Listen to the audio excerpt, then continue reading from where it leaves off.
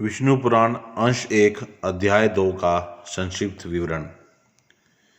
जैसा कि मैंने आप सबको पहले भी बताया कि मैं कोई ज्ञानी, वक्ता, बुद्धिमान या फिर पंडित नहीं हूँ। मैं बस ये 18 पुराण पढ़ना चाहता हूँ और उनके बारे में जानकारी ज्ञात करना चाहता हूँ। तो जैसे मैंने अध्याय 1 अंश 1 के अध्याय 1 में समझा कि जब सुत जी पराशर जी को विनती करते हैं कि आप बताएं कि ये सृष्टि की रचना किसने की, ये सब कहाँ से आया, कैसे आया। तो पराशर जी ने उनको बताया कि कैसे उनके पिता की मृत्यु के बाद जब वो घोर तपस्या में बैठे हुए थे तो कैसे उनके दादाजी वशिष्ठ जी ने उनको शांत कराया और वशिष्ठ जी ने उनको विष्णु के बारे में बताया कि ये संसार कहाँ से आया और कैसे आया, कि यह जगत विष्णु से उत्पन्न हुआ है, उन्हीं में स्थित है, वे ही इसकी स्थिति और लय के कर्ता हैं तथा ये जगत भी वे ही हैं। ये था पहले अध्याय का भाव।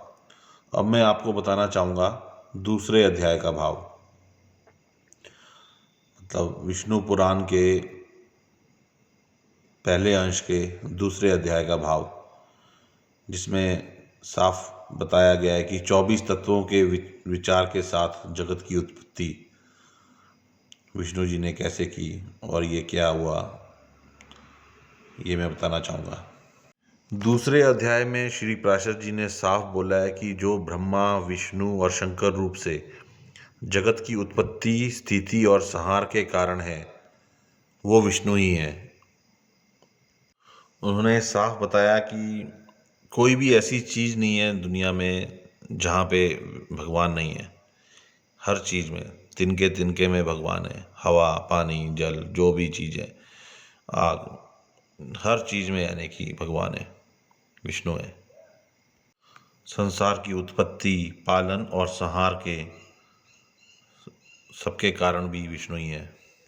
यह जो पूरा संपूर्ण प्रपंच है, प्रलय काल से लेके सृष्टि के आदि तक उन्हीं से व्यापक है। भगवान विष्णु ब्रह्मा होकर इस संसार की रचना करते हैं और रचना हो जाने पर भगवान विष्णु ही इस युग को पालन करते हैं, इस युग का पालन करते हैं। फिर कल्प का अंत होने पर अति दारुण तम प्रधान रुद्र रूप धारण करके वे जनार्दन विष्णु ही समस्त भूतों का भक्षण कर लेते हैं। मतलब कि एक ही भगवान जनार्दन जगत की सृष्टि, स्थिति और संहार के लिए ब्रह्मा, विष्णु और शिव इन 3 संज्ञाओं को धारण करते हैं।